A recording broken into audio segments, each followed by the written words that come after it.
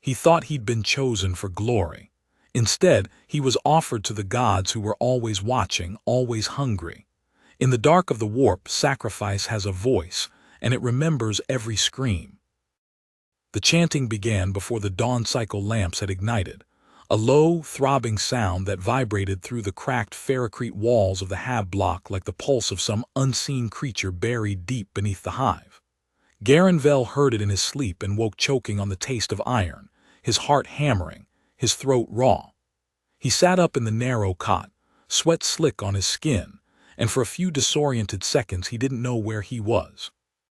Then the dull, ever-present stink of coolant and promethium seeped back into his awareness.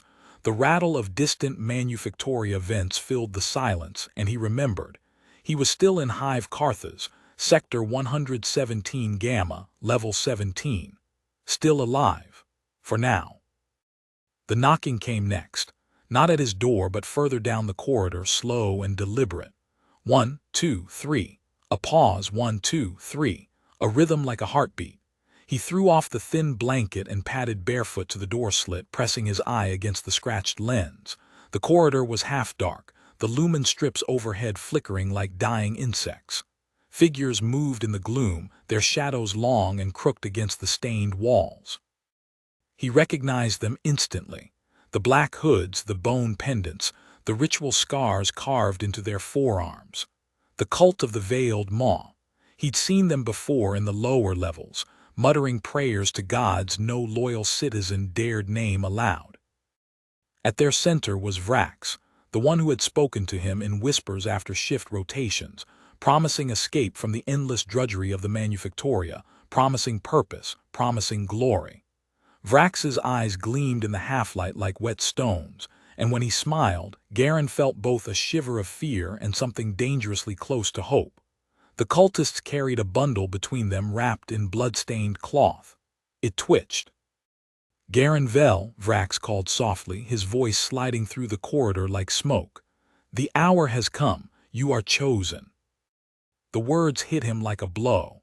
He'd heard whispers about what it meant to be chosen. Some said it was initiation. Others said it was ascension.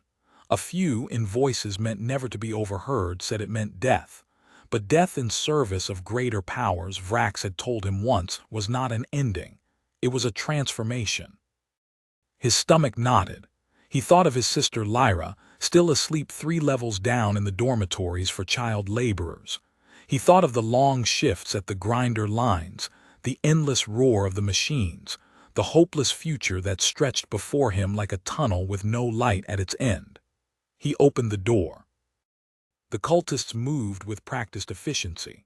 Rough hands grabbed his arms, pulled him into the corridor. Someone pressed a cloth against his mouth, and the chemical tang of sedatives flooded his senses. The last thing he saw before darkness took him was the bundle at their feet falling open for a heartbeat. A child's face, pale and still, eyes sewn shut. When he woke, the air was different, heavy, wet. He was underground, deeper than he had ever been. Drips echoed somewhere in the distance, and the smell, the smell, was rot and burned incense and old blood. His wrists were bound behind his back with synthrope, cutting into his skin when he moved. He was lying on cold stone, and the surface beneath him was slick. He rolled onto his side and forced himself to focus. They were in some kind of cavern. Black candles guttered in niches hacked into the walls, their flames unnaturally steady. Strange runes had been carved into every surface, writhing faintly as if alive. The cultists formed a loose circle around a central pit that descended into darkness. At its edge stood Vrax, his hood pushed back to reveal a face painted in streaks of crimson and ash. "You've been given a chance, Garen," Vrax said, his voice cutting through the cavern's heavy air. "The veiled maw has marked you. Tonight you leave behind the meaningless grind of this world. Tonight you take your first step toward eternity." Garen tried to speak, but his tongue was thick and his throat burned from whatever drug they'd used on him. All he managed was a hoarse rasp. Vrax gestured, and 2 cultists dragged him upright, forcing him to his knees before the pit. He stared into its depths and saw nothing. Not blackness, not shadow, nothing. A void that swallowed light and thought alike. The chanting rose again, louder now, swirling around him like a living thing.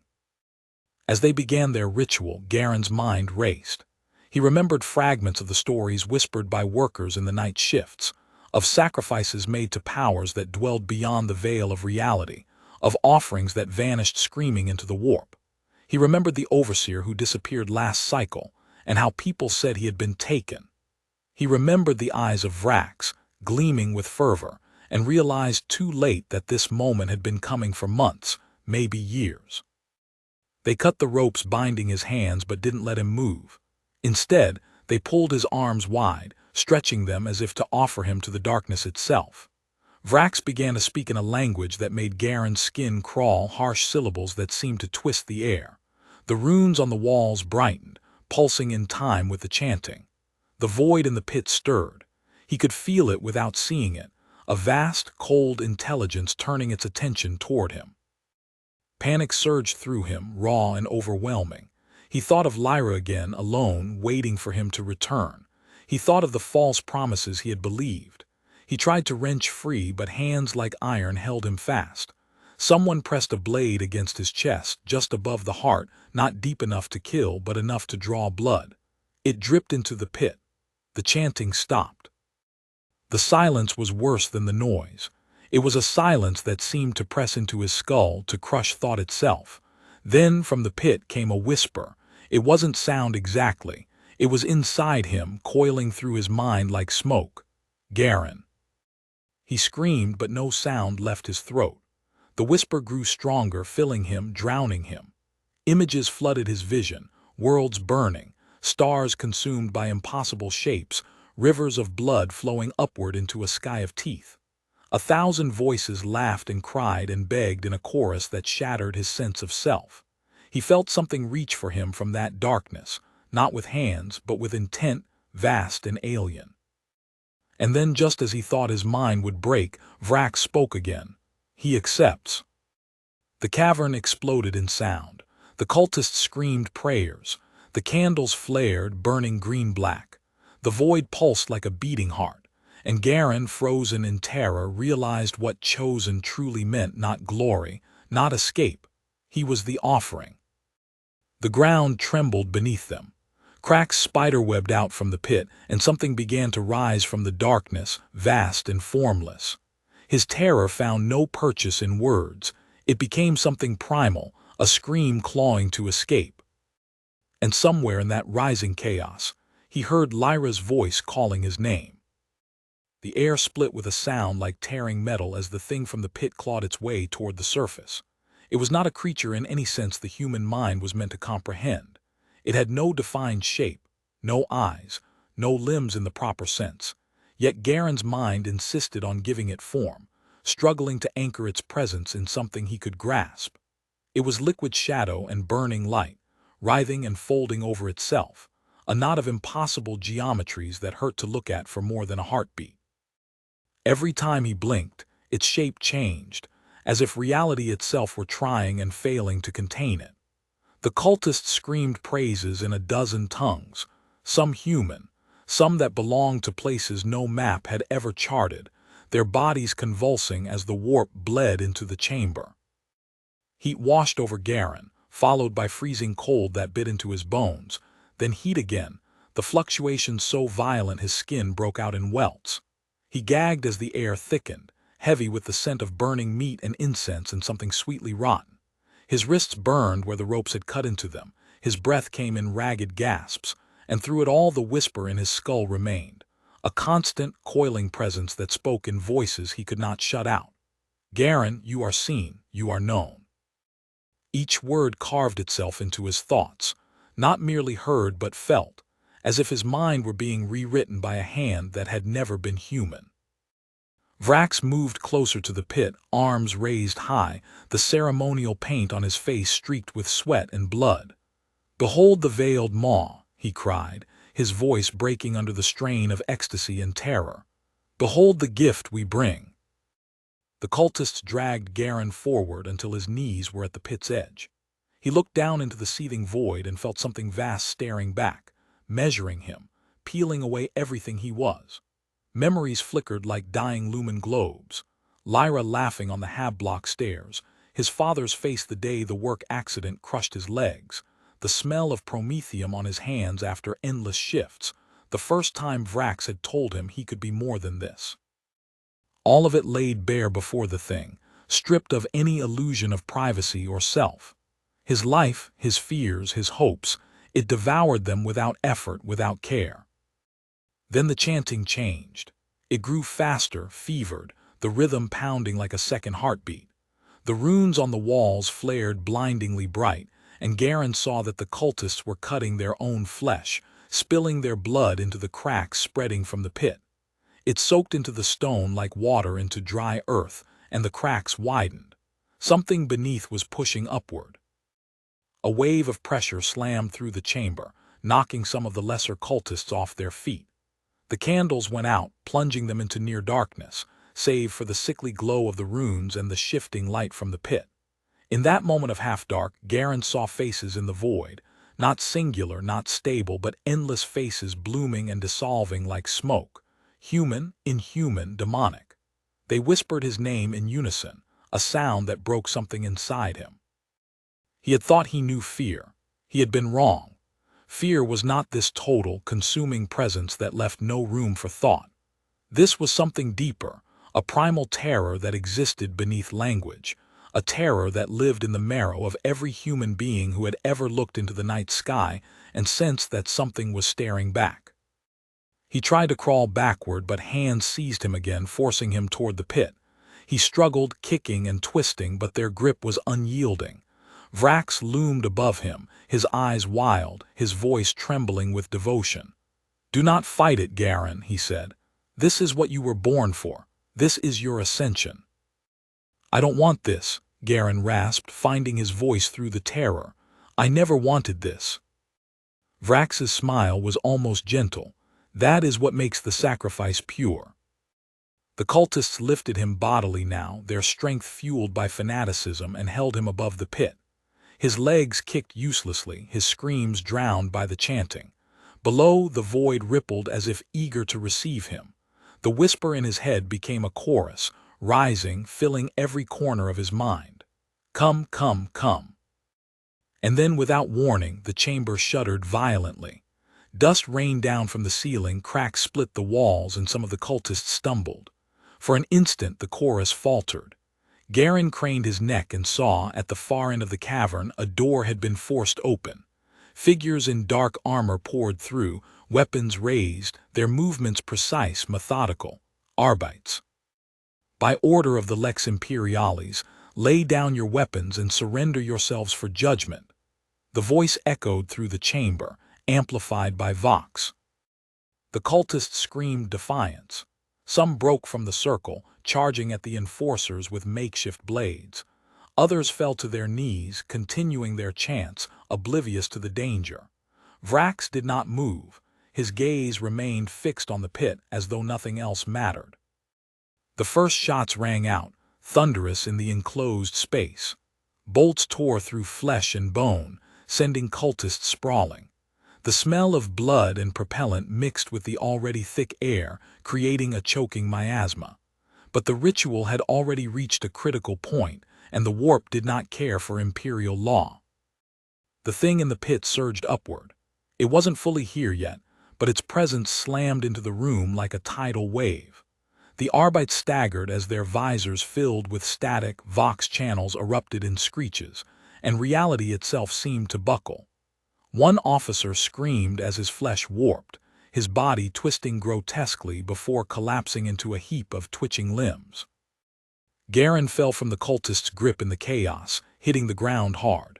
He rolled away from the pit, coughing, his ears ringing. Around him, cultists and Arbites alike were fighting, dying, or simply losing their minds as the warp presence intensified. The cavern became a madhouse of screams, gunfire, and unholy laughter. He crawled toward a fallen Arbite, reaching for the man's sidearm. His hands were slick with blood, his muscles trembling, but he managed to grasp it. The weight of the weapon was strange in his calloused hands, a symbol of authority he had never possessed. Vrax's voice cut through the chaos, louder than ever, directed not at the cultists, not at the Arbites, but at Garen. "You cannot run from destiny, Garen Vel." Garen turned. Vrax stood at the pit's edge, arms spread wide, the shifting void casting monstrous shadows around him. "You were chosen," he roared. "You belong to them now." The pit pulsed. The whisper became a roar, Garran. Something inside him broke. He didn't know if it was courage, despair, or sheer animal instinct, but he raised the gun with shaking hands and fired. The shot cracked like thunder. Vrax staggered, a bloom of red spreading across his chest. For a moment, the cult leader's expression was not fear or anger, but something close to sorrow. He fell backward into the pit and was swallowed whole. The chamber reacted violently. The void convulsed, and a scream erupted, not from any human throat but from the pit itself, a sound of rage and hunger thwarted. The Arbites opened fire on the remaining cultists, cutting them down as they tried to finish their ritual. The runes dimmed. The pressure in the air lessened slightly. Garen lay there, chest heaving, staring at the pit. He could feel it watching him, not with eyes but with that vast, formless awareness. He had interrupted something monumental, and in the warp nothing ever forgot. Above, something cracked loudly and a chunk of the ceiling gave way. Dust and debris rained down. One of the Arbites barked orders for evacuation, but the warp-tainted air warped their words into echoes that seemed to come from everywhere at once. The void below pulsed again, angrier this time. Garen realized with a sick certainty that the ritual wasn't over, it had simply shifted. The sacrifice hadn't been denied, it had been delayed. And the gods were patient. The Arbites forced their way through the chaos with disciplined brutality, forming a wedge that drove into the heart of the cavern. Their shields locked, their boots grinding through blood-slick stone, they moved with the cold efficiency of men and women trained to uphold Imperial law even in the most hopeless corners of the galaxy. But against the warp, discipline was both shield and curse. Their tight formation made them strong, but it also made them a single, shining target for the attention of what lurked below. Garen pushed himself upright, lungs burning, vision swimming. The gun he'd fired was still clenched in his trembling hand, his knuckles white around the grip. He could taste metal in his mouth, feel the throb of blood in his temples. Around him, the chamber was collapsing into a fevered dream. Flickering lumen light, shadows that moved when they shouldn't, cultists screaming in rapture or terror, Arbites firing into masses of flesh that didn't always bleed like humans. Somewhere behind him, someone was chanting in a language that made his teeth ache. The pit had grown louder, not physically, but within the fabric of reality itself. Its presence pulsed, filling every corner of the room like a drumbeat beneath the world. Vrax's body had disappeared into its depths, and with him the last semblance of ritual order, but whatever the cult had begun didn't need his voice anymore. The warp had taken over. It fed on the blood spilled, on the terror rising like incense, on the fracture lines that now spiderwebbed through the cavern. An Arbite's enforcer grabbed Garen by the collar, hauling him up with practiced strength. The woman's visor was cracked, her voice rasping through Vox distortion. "Civilian, move," she barked, shoving him toward the tunnel. "I'm not," Garen started, but a scream cut through his words. He turned in time to see a cultist. No, not a cultist anymore, collapse into a writhing mass of flesh and bone. His skin split like wet parchment, sprouting limbs in impossible configurations, mouths opening across his body to wail praises to things no sane man would name. The Arbites opened fire, bolter shells exploding chunks of the mutation away, but the thing kept crawling forward, fueled by the warp's rage. "Emperor's light," Garen whispered, stumbling backward.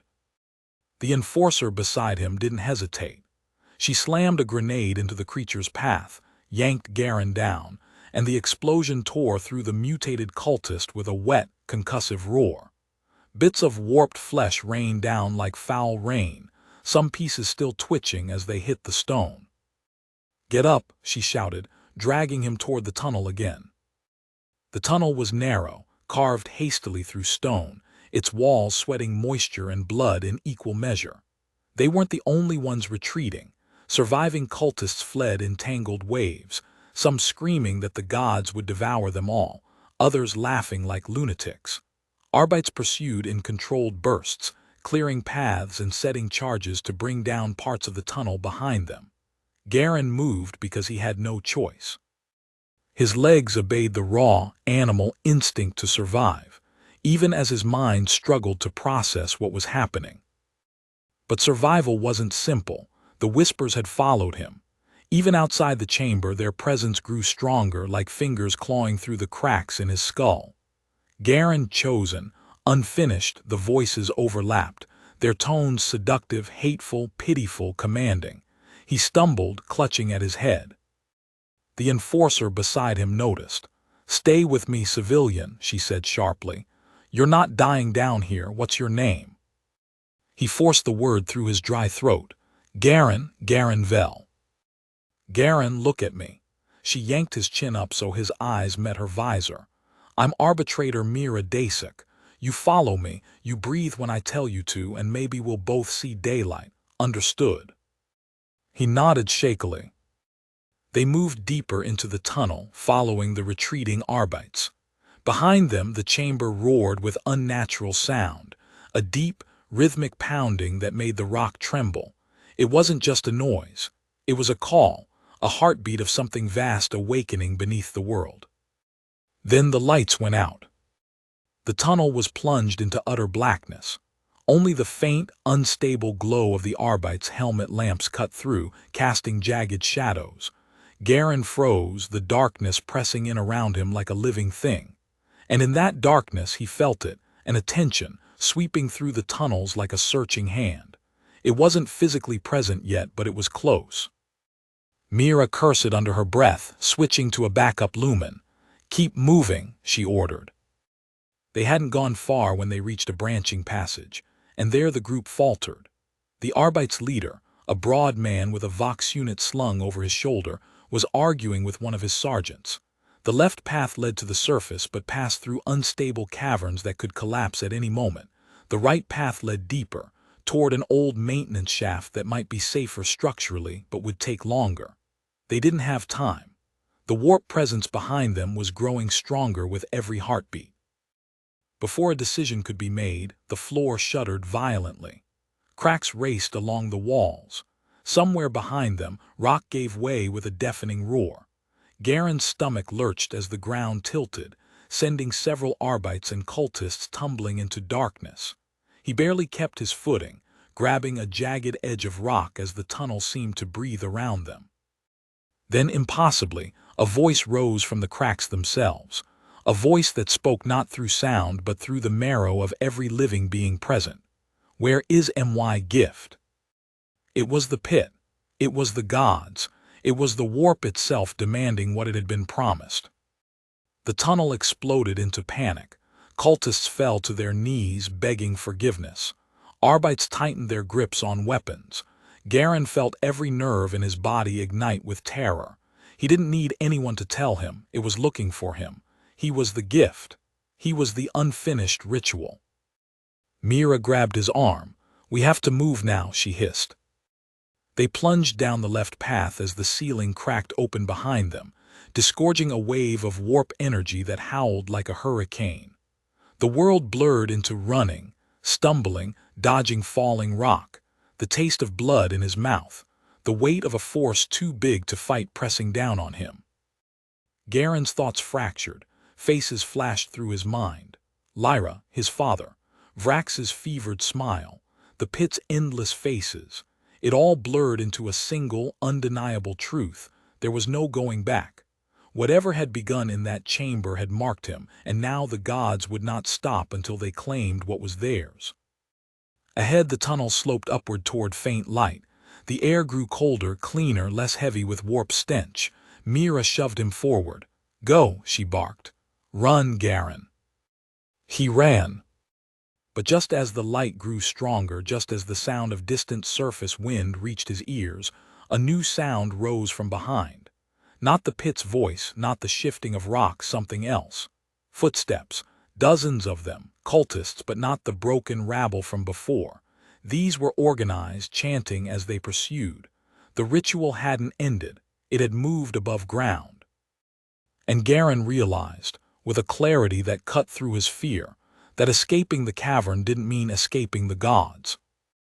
The light ahead grew brighter, but it was a cold and sickly light, bleeding through the cracked stone ceiling rather than shining down from an open sky. Garen stumbled toward it, lungs clawing for air, heart hammering like a drum. The tunnel floor rose steeply, the walls narrowing until they were forced to run single file. Behind him, the chanting of the cultists grew louder, a relentless tide that pressed closer with every heartbeat. Mira kept him moving with a hand between his shoulder blades, her voice harsh and steady through the vox. "Don't stop. If you stop, they'll take you alive. You don't want that, Vel." He didn't ask what she meant. He'd already seen enough. The cavern below had stripped away any illusions of safety, of control. Chaos didn't need armies when fear was enough to break people apart. And right now, the fear was spreading through the tunnel like a contagion. The Arbite's wedge had splintered during the collapse, and what remained were scattered pockets of survivors, some still disciplined, others reduced to desperate individuals clinging to any hope of escape. Mira and Garen fell in with a small group led by a grim-faced arbitrator named Helrin, whose armor was dented and smeared with blood. He carried a shotgun in one hand and a data slate in the other, muttering coordinates and escape routes under his breath like prayers. "Surface access through ventilation spire Theta," Helrin barked to his remaining team. "Secondary exits compromised. We move fast, we move silent, and we don't look back." A younger Arbite, her face pale beneath the cracked visor, whispered, "Sir, the chanting, it's getting closer." Helrin didn't slow. "Then we make them chase us into a kill box. Mira, your rear guard. Civilian stays between us." "Yes, sir." Garen didn't feel like a civilian anymore. The whispers in his head hadn't stopped. They'd grown more insistent, threading through the chaos like silk through rough cloth. Garen Chosen promised. He clenched his fists, trying to block it out, but the voices only laughed, a chorus of mockery and hunger. He caught himself glancing over his shoulder too often, expecting the tunnel behind him to burst open with warp energy. They reached the end of the incline and emerged into a vast chamber, a forgotten ventilation nexus that stretched upward into darkness. Thin shafts of light speared down from far above, catching on drifting dust motes and hanging cables. Catwalks crisscrossed the cavern like a spider's web, some intact, others twisted and broken. At the center rose a spiral stairwell of rusted metal, ascending toward a faint hatch near the ceiling. "This is it," Helrin muttered, scanning the chamber. "Theta Spire. If the hatch isn't sealed, we might actually make it." The group surged forward, boots clanging on the metal stairs. The sound echoed upward, bouncing around the chamber. Garen followed, trying not to look down through the gaps in the steps where the drop seemed endless. His mind was fixed on the light above. Freedom, air, anything but the darkness below. Halfway up, the chanting stopped. The silence was worse. Garen's breath hitched. He looked at Mira, who was climbing behind him, her visor scanning the shadows. "Why do they stop?" he whispered. She didn't answer. She didn't need to. The first impact hit the base of the stairwell like a hammer. Metal shrieked. Cultists poured into the chamber from the tunnel, but they weren't charging blindly. They fanned out with purpose, forming rough formations, carrying banners scrawled with symbols that twisted if you looked at them too long. Their eyes burned with fanatic light. And leading them was something that wasn't entirely human anymore. Vrax, or what remained of him. His robes hung in tatters, his flesh warped and swollen by the pit's power.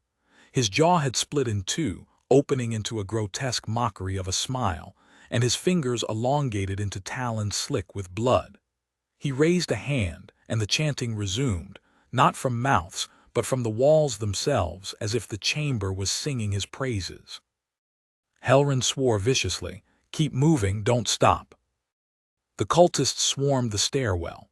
Arbites opened fire from above, their disciplined volleys cutting through the first ranks, but the fanatics climbed over the dead, heedless of pain or death. Vrax lifted both hands and the air shimmered with warp energy. The stairwell groaned under their feet, bolts popping, metal bending. Garen felt the warp surge like a tide beneath him. His vision blurred, and for a moment he saw not the chamber but a vast, endless plain of writhing flesh and fire.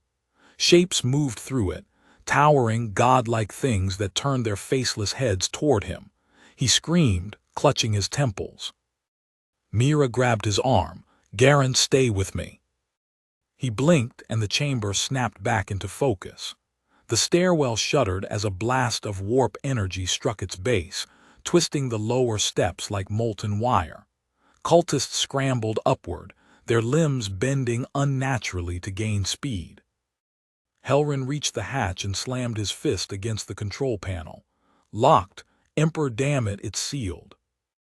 Mira cursed, "Can we blow it?" "Not with what we've got. We need the override code." Helrin slammed the panel again, as if sheer force could change Imperial security systems. Below, Vrax began to ascend, not climbing but floating upward, his body writhing with tendrils of warp energy. His eyes found Garen and his voice echoed through the chamber like a blade through bone. "Garen Vel, the gods are waiting. Come down and I will make your death painless." Garen's stomach turned. He hadn't realized until now how deeply he'd been marked. Vrax wasn't after the Arbites, he was after him. Helrin shouted over the din. "Mira, hold them off. Vel, help me with the panel." Garen stumbled forward, hands shaking, staring at the panel like it was some alien artifact. His mind raced. He'd worked maintenance in manufactorums before, not security locks, but somewhere in the back of his head the whispers shifted. Left, 3, code, blood. He froze. Mira's gunfire echoed below as cultists climbed ever closer. "Garen," Helrin roared, "now would be a good time to be useful." He hesitated. The voices were seductive, guiding. If he listened, he could open the hatch. But what else would he be opening? Vrax's laughter filled the chamber. Then something inside Garen snapped, not from courage, but from sheer refusal to be what they wanted. He slammed his hand against the panel, overriding the lock the manual way. Sparks flew, a klaxon wailed, and the hatch shuddered. The stairwell groaned ominously beneath them, as the hatch began to grind open. "Move," Helrin bellowed, shoving the hatch upward as far as it would go. They poured through one by one, Helrin first, then the young Arbites, then Garen, with Mira covering their retreat. Vrax surged upward, tendrils lashing, but Mira hurled a grenade down the stairwell. The explosion ripped through the metal structure, collapsing several levels in a shower of debris. The last thing Garen saw as he scrambled through the hatch was Vrax hovering amid the smoke, untouched, his smile widening as if this was all part of some grand plan. The hatch slammed shut behind them. They were in the underhive surface level now, a labyrinth of decaying corridors, old manufactorum ruins and vents spewing toxic fog. The air was bitter cold, and distant alarms howled through the night. But for the first time, Garen saw the faint glow of the hive city sky above, a polluted, sickly orange but still sky. Helrin took point immediately. "No time to rest. The cult has more exits than we do, and they'll be coming." Mira fell in beside Garen, her breathing harsh but steady. "You did good," she muttered. Garen didn't answer. The hatch behind them trembled faintly. The cultists wouldn't be far behind. And beneath it all, the whispers in his skull coiled tighter, as if delighted by how close he'd come to giving in. The cold air bit at Garen's face as they pushed deeper into the underhive surface ruins, boots crunching on broken glass and debris that had accumulated over centuries of neglect. The corridors were wider here than in the tunnels below, but they were no safer. Collapsed ceilings opened into jagged pits, exposed power conduits sparked like angry serpents, and rusted metal panels groaned underfoot. Above them, the hive city loomed in tier after tier of lights and smokestacks, a polluted sky smeared with the glow of manufactorums and hab blocks. For a heartbeat, Garen allowed himself to imagine that they had escaped. But then he caught the distant echo of chanting drifting up from the tunnels behind them, and the illusion shattered like thin glass. Helrin moved like a man who had memorized every inch of this forgotten labyrinth. He barked orders with clipped precision, checking corners, setting short, controlled bursts of movement. The young Arbite's Lyra stuck close to him, her eyes wide, knuckles white around her shotgun. Mira kept the rear, her rifle sweeping the shadows behind them. Garen ran in the middle, every sense stretched taut. The whispers in his head had not faded. If anything, they had grown more intimate, curling around his thoughts like smoke. You can't run from them, Garen. You're theirs already. They reached a junction where 3 corridors met, each leading deeper into the hive's forgotten infrastructure. Helrin held up a hand. Stop! He crouched, studying the floor. Tracks, not old. His expression hardened. They're ahead of us. Mira's jaw tightened. Cultists. Or worse. Lyra swallowed audibly. We can't go back. The hatch won't hold for long. Helrin glanced at Garen. Vel, you know these sectors. Garen hesitated. His work had kept him in the lower manufactorum blocks, never this close to the surface, but he recognized some of the layout from outdated schematics he'd once been forced to study during mandatory civic drills. This junction, the middle passage, leads toward the old tram lines. If they're still stable, we could reach the outer hab levels faster. Helrin nodded curtly. Then we move, middle passage, stay sharp. They advanced quickly, their footsteps echoing through the corridor. The tram tunnels were close now. Garen could feel the shift in the air currents, but something else stirred too. A sound like skittering claws on metal. Lyra froze. Did you hear that? Mira didn't slow. Keep moving, don't give them the advantage. The corridor opened into a cavernous tram station, long abandoned. Ancient rail tracks disappeared into darkness on either side.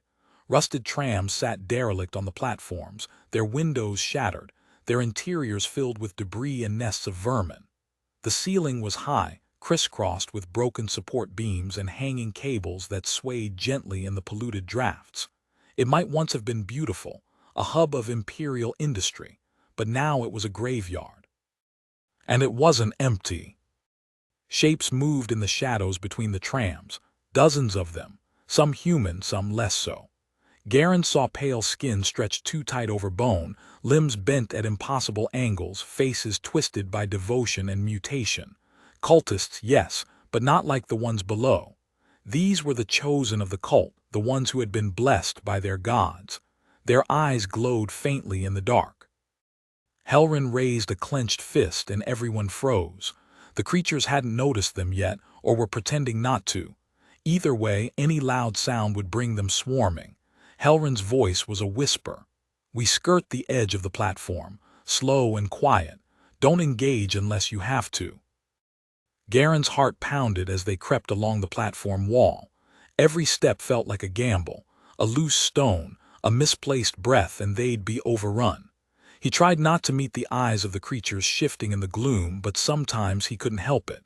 And each time he did, he felt the whispers in his mind grow louder, like they were welcoming him home. They see you, Garen. They know what you are. Halfway across, Lyra's boot caught on a length of cable. She stumbled, arms flailing, and her shotgun clattered against the wall with a sharp metallic crack. The station went silent. Then the chanting began. It wasn't human chanting this time. It was a rasping chorus that seemed to rise from the walls and the floor themselves, a sound that made Garen's stomach twist. The creatures turned toward them in unison, eyes flaring brighter. Run, Helrin roared. They sprinted down the platform as the cultists surged from the shadows. Mira and Lyra fired in controlled bursts, picking off the fastest ones, but there were too many. Garen could hear them behind him, claws scraping on metal, inhuman voices howling. He didn't dare look back. The tracks ahead split, one tunnel leading deeper into the hive's bowels, another sloping upward toward faint daylight. Helrin didn't hesitate. Up. They barreled up the incline, breath ragged, weapons barking. The cultists followed, tireless, fanatical. Garen felt something wet splash across his back, blood, maybe, or something worse. Mira hurled a frag grenade down the tunnel. The explosion echoed like thunder, buying them precious seconds as rubble collapsed to block the lower passage. They stumbled into an upper maintenance gallery that opened into the outer hab levels, wider spaces, but more exposed. The galleries were a maze of gantries, scaffolding, and rusted walkways overlooking the smog-choked expanse below. The hive stretched outward in a sprawling labyrinth of steel and stone, towers rising like jagged teeth against the toxic sky. Helrin leaned against a railing, catching his breath. We can't keep outrunning them forever. Mira scanned the gallery. We don't have to, we just need to disappear long enough to regroup. Garen, any ideas? Garen's mind raced. He knew the hive. He'd de-worked its guts for years. There's an old water processing plant not far from here. It's mostly abandoned. We could lose them in the filtration stacks. Helrin nodded. Lead the way. They plunged back into the maze of gantries, descending deeper into the processing sectors. The chanting behind them had faded, but only because the cultists were spreading out. Garen could feel them like a pressure building in his skull. They were no longer hunting blindly. They were herding. The plant was as Garen remembered it: massive cylindrical filtration tanks, half-empty reservoirs of stagnant water, and a labyrinth of walkways suspended over deep pits. The air stank of chemicals and decay. Helrin signaled for everyone to take positions. We'll rest here for 5 minutes, then we move again. Lyra collapsed onto a metal beam, wiping sweat from her forehead. They won't stop, will they? No, Mira said flatly. Garen stood at the edge of a reservoir, staring into the dark water. His reflection stared back, pale, hollow-eyed, marked. He didn't need to imagine the whispers anymore. They were constant companions now, threading through his thoughts like veins through flesh. Helrin joined him, voice low. They want you, don't they? Garen flinched. You noticed. I'd have to be blind not to, the way they look at you, the way you react to them. Why? Garen hesitated. He didn't have a simple answer. Something happened down there. When Vrax looked at me when the chanting started, it's like they marked me. Or maybe I was already marked and just didn't know it. Helrin's eyes narrowed. If you're compromised. I'm not one of them, Garen snapped, louder than he intended. His voice echoed through the plant and everyone froze. And then they heard it. A sound rising from the depths of the plant. A sound like something dragging itself through water and metal. It was slow, wet, deliberate. Mira's rifle came up immediately. They're here. Garen's blood ran cold. He recognized that sound. It wasn't just cultists this time. It was something else. Something they had brought with them. The reservoir began to ripple. Lyra whispered, Emperor, protect us.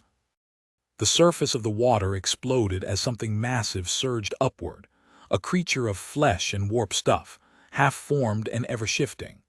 Dozens of eyes opened across its body, each one focusing on a different member of the group. Its limbs were a tangle of claws, tentacles, and mouths that screamed in languages Garen couldn't understand. Helrin didn't hesitate. Positions, bring it down. The chamber erupted in gunfire. The creature bellowed, its voice shaking the metal walkways. Tentacles lashed out, sending debris flying. Lyra was nearly pulled into the reservoir before Mira dragged her back, both firing point-blank into the writhing mass. Garen found himself frozen, staring into one of the creature's countless eyes. In that moment, he saw visions of endless battlefields, screaming souls, gods towering over broken worlds. He saw himself standing before them, offering his life like a gift.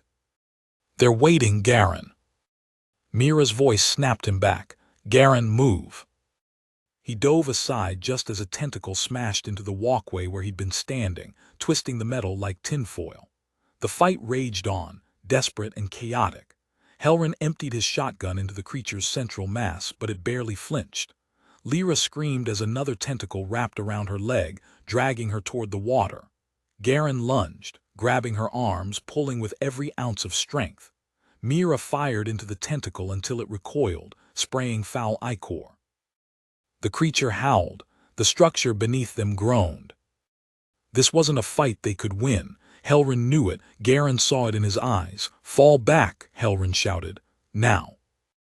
They retreated through the maze of walkways as the creature thrashed behind them, smashing through support beams and tanks. The entire plant shuddered like it was alive. Garen ran without looking back, but the sound of metal tearing and water flooding followed them like a storm. They burst into the outer corridors just as a section of the plant collapsed behind them, sealing the creature inside, at least for now. They were soaked, bruised, exhausted, but alive. For now. Garen leaned against a wall, gasping for breath. Helrin's face was set in grim lines. "This changes nothing. They're still coming, and now they know exactly where we're going." Mira met Garen's gaze. "And they won't stop until they have you." The whispers in his head answered for him. They never stop. The storm of devotion and terror reached its crescendo beneath the blood-red sky of the shrine fortress. For hours, the chanting had not ceased, rolling like an endless tide against the jagged obsidian walls, until even the wind seemed to hum with it. Aurelia felt every beat of that chant reverberate through her ribs, each syllable like a hammer blow against her fading will. She was kneeling now, not because she had chosen to, but because her legs no longer held her. Her body was a trembling shell of what it had been days ago. Her mind, once a place of disciplined prayers and whispered hopes, was now a battlefield of doubts and encroaching darkness. Chains still clung to her wrists, but their weight was no longer the true restraint. Her own fear was. The priests had begun their slow procession around the sacrifice pit, cloaked figures moving like shadows come alive, each step measured, deliberate, their faces hidden by ornate masks shaped after leering demonic visages. A dozen of them carried braziers spewing thick coils of sweet, nauseating smoke. It burned Aurelia's throat, made her cough and gag, and somewhere in the recesses of her mind she wondered if the smoke was meant to intoxicate her or simply make her submission easier. The gathered cultists pressed closer, hundreds of them shoulder to shoulder, each bearing some crude token of their devotion. Knives carved with runes, rusted chains, human skulls lacquered in dark oils, relics stolen from shrines desecrated long ago. She saw Corin near the front, his hulking form impossible to miss even among the fanatics. His armor was streaked with fresh blood, his hands clasped behind his back as if he were nothing more than a casual observer at some mundane ritual. But his eyes, those dark, calculating eyes, never left her. There was no pity there, no cruelty either, just the cold certainty of someone who understood the order of things and accepted them utterly. In that gaze, Aurelia saw what she was to him, not a person but a fulcrum, a key to something far beyond herself. The lead priest raised a staff crowned with a horned skull and let out a guttural cry that was echoed instantly by the throng. The sound rolled through the chamber like a physical force, rattling Aurelia's teeth. She had seen rituals before. She had whispered the Emperor's litanies at sunset, but nothing in her life had prepared her for this. It was not reverence but frenzy, a madness that fed upon itself. As the chanting built to a fever pitch, she could feel the air growing thick, almost liquid, humming with unseen currents that made her hair rise and her skin crawl. The warp was pressing in. And then the pain began, not from without but within. A heat bloomed in her chest, spreading through her limbs like molten metal poured into her veins. Aurelia screamed before she realized she was screaming. Her back arched involuntarily as visions began to sear themselves into her mind. She saw shifting landscapes that defied sanity, mountains made of writhing flesh, oceans that boiled with eyes, skies filled with screaming stars. 1,000 whispers clawed at the edges of her thoughts, offering promises, threats, temptations, blasphemies. Somewhere deep in that maelstrom, a voice rose above the rest. It was neither male nor female, neither kind nor cruel. It simply was vast and incomprehensible like the roar of a star collapsing. It spoke her name, not the name she had been given at birth, but some truer name, one that made her bones ache and her soul shudder. Aurelia tried to shut it out, to hold on to herself, but the voice flowed through her like a flood breaking a dam. Corin stepped forward then, breaking through the lines of cultists as they parted instinctively. He moved with that same terrible calm, like a man walking toward an outcome he had foreseen long ago. He knelt beside her, so close she could smell the copper tang of blood on his armor, the oil on his weapons. "You feel it, don't you?" he said softly, almost gently. "The veil thins. The gods have noticed." His words were not mocking, but neither were they comforting. Aurelia's breath came in ragged gasps as she tried to form a reply, but the visions overwhelmed her. She saw herself standing in a desert of bones beneath a sky of living fire. She saw a tower rising from the sands, impossibly tall, crowned with a throne upon which sat a figure cloaked in darkness. She could not see its face, but she could feel its gaze upon her, a gaze that stripped away every pretense, every defense. Her scream cut through the chanting, raw and primal. The cultists only grew louder in response, their frenzy feeding on her agony. Corin's hand rested briefly on her shoulder, not in comfort but in acknowledgement, as if sealing her fate. He rose and turned to the lead priest, giving a single nod. The staff came down with a thunderous crack against the stones. The chanting ceased abruptly, leaving a vacuum of silence that rang louder than any sound. The priest began to speak in a language older than any imperial tongue, each syllable resonating in the air like a drumbeat. The ground beneath Aurelia trembled, and thin fissures spider-webbed outward from the pit, glowing with a baleful crimson light. Something was coming through.